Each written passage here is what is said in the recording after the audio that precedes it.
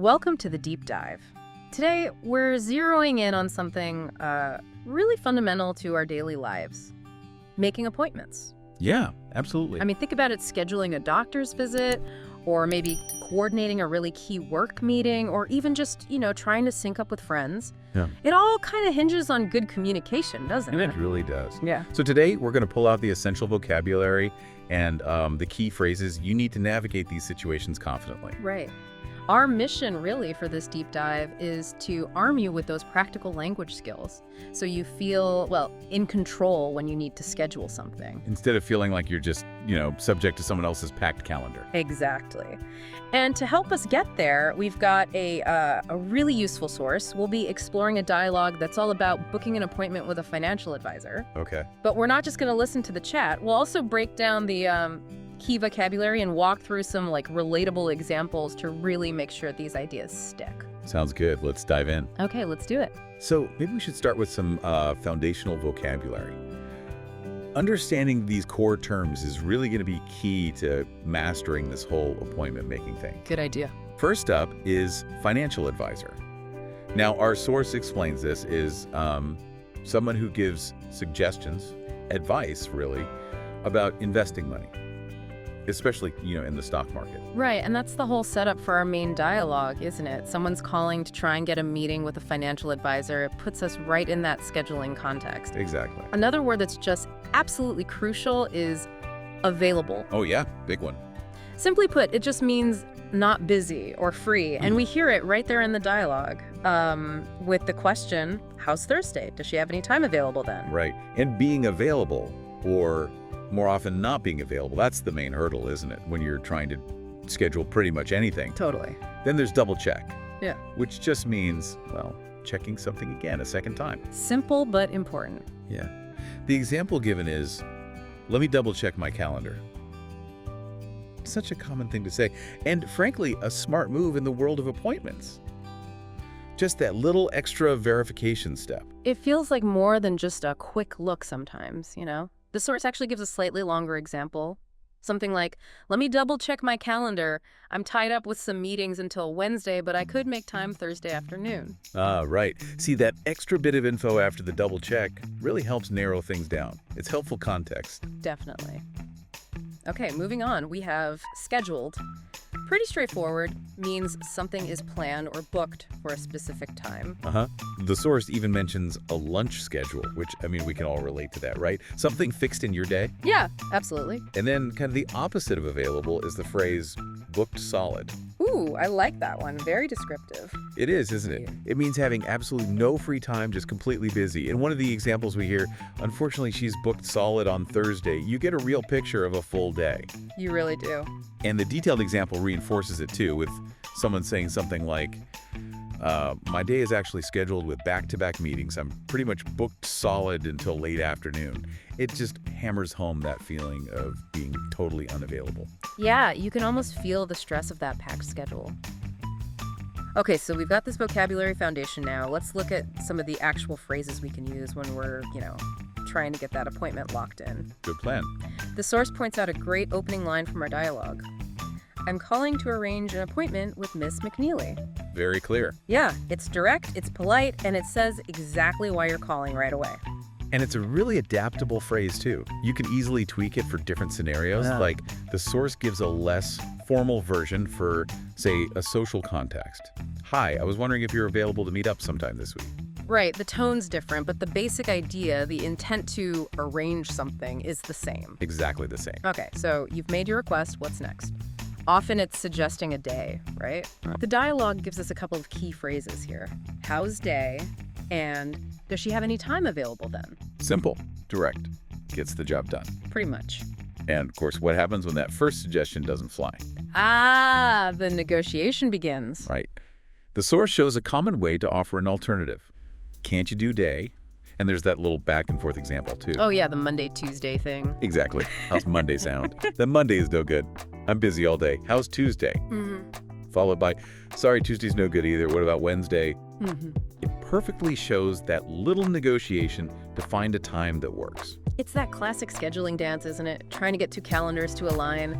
Okay, let's really dig into our main dialogue now and see how all this plays out in a more real-world kind of scenario. Let's do it.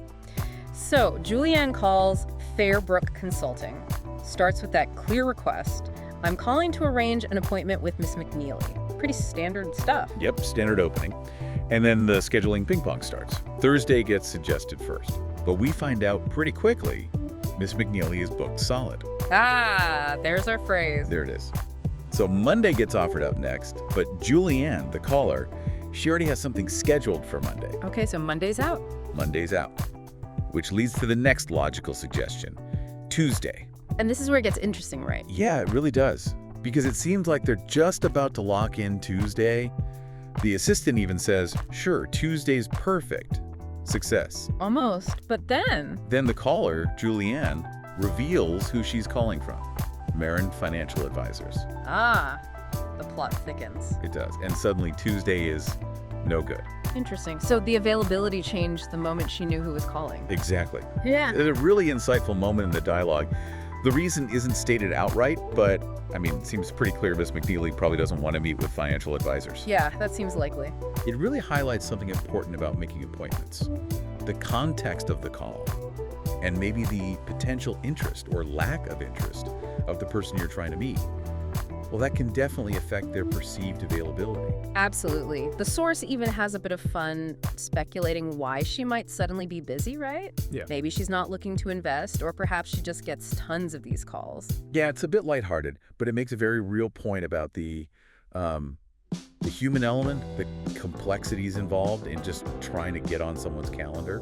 It certainly makes the whole thing more memorable than just dry vocabulary, showing that scheduling isn't always just about logistics. Definitely not. And to really hammer these points home, the source gives us some more great examples. There's one about scheduling a project meeting, Okay. and it weaves in our key words like available, double check, and it shows that process of suggesting different times and even different places like a cafe near the park in that example. Yeah, that one feels more collaborative, less formal. It really shows how you'd use these phrases in a team setting.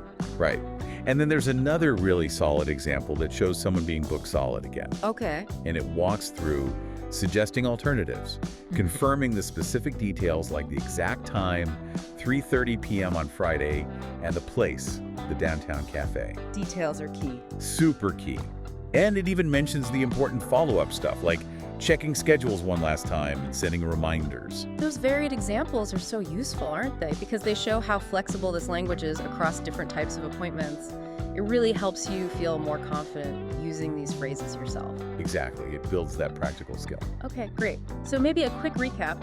Let's run through some of those super useful phrases again. Good idea. When you need to suggest a time, something like, how about around 3 p.m. works perfectly. Nice and simple. To check if someone's free, are you available around noon? Direct, clear. Uh-huh. And if you hit a scheduling snag, remember those polite ways we talked about for suggesting other options? Yeah, don't just give up. Yeah. And let's quickly hit that review vocabulary too from the source's audio review part. Arrange. Right, arrange. Means making the plans for something to happen at a set time. Got it. Work for you. Just a really simple, direct way to ask if a suggested time is okay, Super common phrase. and no good, which is just a casual way to say something isn't suitable or it doesn't work. All really practical tools for your appointment making toolkit. Definitely. So to kind of wrap up our deep dive here, you should now have a pretty solid grasp of essential vocabulary like financial advisor, available, double check, scheduled, and of course, booked solid.